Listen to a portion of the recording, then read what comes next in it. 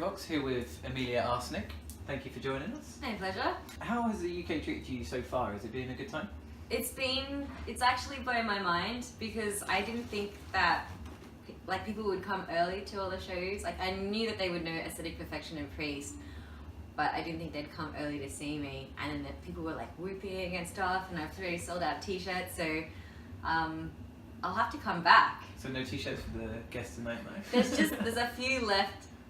There's not very many, I'm sorry. It's been a really wonderful tour, and I think it's like a good combo of bands, and people really like live music here. Like, even on a Wednesday night, like sold out, whatever. It's rad, because in Australia, like, you can only go out Friday and Saturday, because I don't know, everyone would rather be at the beach. But yeah, in England, everyone's like, no, let's go to the pub and watch some bands. I'm like, yeah. Exactly. For those who aren't as familiar with you, how would you describe your music and your style to people? It's like a combo of like industrial, hip hop. I'm the worst at describing my own music. Dark electronic music with angry overtones, and they're all like angry love songs about ex-boyfriends and like, yeah. Last year you played a DJ set in June at the UK's most famous fetish event, Torchy Garden. Yeah. How was that event for you? Oh my goodness, I love Torchy Garden so much. I've been going for years as a punter, but being able to play whatever I wanted for 2 hours was pretty amazing. The only downside was that it was in July and I was in a full latex outfit. I was really hot, but people in the UK really know how to party, so it was like just an amazing event. And if I ever get the chance to DJ again, I'll take it. Yeah, invite me. Torchy Gardens, yeah? Yeah. Anytime, David. And Chris, yeah. Yeah. Okay, so as well as being a talented musician, you're also a talented fashion designer with your own label, Amelia Arsenic. Yeah. Are you working on a new collection of designs to release soon? What would you say inspires your creative process? Well, actually, yes. As soon as I get back from tour, I've got my jewelry collection should be coming out. It's just really hard to do the music and like keep the web store running while I'm away on tour. So yeah, well, what inspires me, it's what inspires all goth kids. Imagery of death and the car. So yeah, I don't know. What's my next collection? Well, my last collection was called Dead and Damned. My next collection, I don't have a name for it yet, but oh no, it's called Iconoclasts, and it's all like really like religious imagery fucked up. So yeah, and but with icons, like pop culture icons as well. So I had like the Mickey Graham and stuff. So trying to put pop culture with religious imagery. Does that make sense? That's really weird. Yeah, no, it seems to be quite a theme sometimes in the goth cultures. Yeah, so that's what's gonna come out. And I've got another collection coming out called Crime and Punishment 2, and it's all, because I did Crime and Punishment before and it was all like bondage themed, but this time it's gonna be like rope bondage, and so I'm gonna have like leggings and stuff with the prints of the ropes, the shibari Japanese ropes and stuff like bodysuits and things like that. So yeah. So in your video to Love Is to Destroy, October last year, you had some very clever anime twists to sort of get the point and the message, which was quite a heavy message for a video. Yeah. Do you have any plans for a music video coming out this year? Yeah, should be working on a few. It just depends how much money I have, make or lose off this tour, because the video is the most expensive thing, because you know, you've got lighting crew and all that kind of stuff. But I was really excited because that video got nominated for the Berlin Music Video Awards. So I don't know whether I won yet, but I'm going to be performing in Berlin June the 1st. So but it's cool because like they nominated like Childish Gambino and like Dizzy Rascal and stuff, and then I'm like, hey. Yeah, so that was wild because we only had like a crew of me and I did all the makeup, and then it was just the director and his brother was in it. It was a very small small crew. But it's not, DIY. I'm like such a DIY punk kind of person, It doesn't come across like that at all. Oh, really? It comes across really well. So. Oh, really? Yeah, I don't know, because this industrial music thing is not lucrative, but I love it so much. It's who I am. So many people obviously know about your previous musical works. Do you think that reference people will ever drop? I mean, certainly now you've grown and solidified yourself as a solo artist. But there's still that connection. Well, it's totally fun. Yeah, actually, you know what? Maybe a few years ago, I was like when Angel Spit was maybe doing a bit more, Carl's like off doing stuff. I just I just needed to take a break so I could go to school, and because Angel Spit's like, I'll put it to you this way, it's like my high school band. So when you're like listening to it, it's like my baby pictures or something. So for a long time I was like, I don't know if this is good or not. Is it embarrassing? But then like now that I've had some time away from it, I've been able to think like, I've been able to see it for what it is, and I'm super proud of my time with Angel Spit. So I was doing it for like 7 years, and we played like the UK quite a bit. I think the last show was at Elektro Vox or West Limelight. Yeah, and you know what? Like it took me all the way around the world, and I never even wanted to be in a band. I just we put our music up on MySpace, and then before you know it, we were signed, and then this whole crazy other world happened. Yeah. And I never expected it, so I'm like grateful for that opportunity. And then I took that long break to just sort of find myself. Gosh, that sounds very cliche. But I just wanted to kind of like, I just had to know that I wanted to do music for myself. And then I was hanging out with, Pete Crane from Shiver. Oh, Shiver. Yeah. So we were just like listening to rap music and getting drunk in Sydney.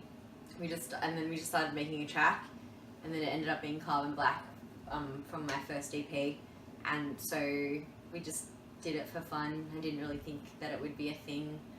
And then so, fast forward a year or two, Daniel messages me and he's like, come on this tour. I'm like, yeah, okay. Yes, please. So it's just like a dream come true to be playing like at the O2 Islington. Yeah, no, I mean it's great. I don't think industrial music would have been the same without Angel Spit. Oh, so thank you very much. You are sort of like a cornerstone for quite a lot of the genre. So. Oh, that means a lot to me, because it's funny, for a long time I partitioned that part of my life and career off to the side because I guess things ended, but I think I'm back to being proud of it. So is there any particular song you've made that means the most to you or has the most meaning in it? Yes, a lot of my EP, a lot of it's just to do with my struggles with like alcohol and drugs and whatever. So Queen of Risk, I guess, is like a song about just fucking myself up too much. But that's the theme throughout all of them. But that's my favourite song off my last EP. I got a new track out called Wormwood. Well, no, I'm gonna play it tonight, and you'll hear. It's like gosh, well, they're all songs about like being sad and not in love. It's the best inspiration. Yeah, seriously, I'm like the most cliched goth girl ever. But at least goth is like on its way back into being cool, I think. Yeah, it's alive. Yeah, so I'm like, embrace the sad, because I'm like normally I'm a pretty chipper person in real life, so I just got to get it out there somehow in my music. So when you make new material, are there any bands you listened to when you were like a teenager that you feel kind of still resonate in the music you make now? At the moment, I'm listening mainly to rap music, but that's from a production point of view. Like I really like Brookhandy, and gosh, I'm listening to Brockhampton. They're this like rap group from Texas. But actually, I was talking to Linton from Priest, and he was wearing a Skinny Puppy shirt earlier, and we were just saying how like Too Dark Park and Tormentor, like how that changed our lives, and like the idea that synths could be as aggressive as guitars. So we were like saying how important they are as a band. And yeah, that's Skinny Puppy, 9 Inch Nails, and Sonic Youth is my other like biggest favorite band because Kim Gordon is like super cool. But actually, I'm just more interested in like what's happening now because there's so many good bands coming out of like industrial in LA, like 3 Teeth, Kanga, Boy Harsha. Where are they from? Hyde, Relic. Like, you know, all there's like so many good bands coming out at the moment. It definitely takes a while for American industrial music to obviously come over here, but yeah, it does seem to be that hot point of all the good stuff comes out. Well, outside of Germany. You need to tell me where the UK ones are at, because I'd be remiss in like not mentioning any, but sadly I don't think I know any at the moment. The thing recurringly is that the UK sort of, it's on decline, and Germany and America is the biggest market, but we're trying to fix that and like obviously get the... We can fix it. Yeah, we're trying to fix it. That's what Elektro Vox is trying to do. That's right. Let's save the UK's industrial scene. Yay. Okay, so what life lessons have you learned from, you know, doing your music?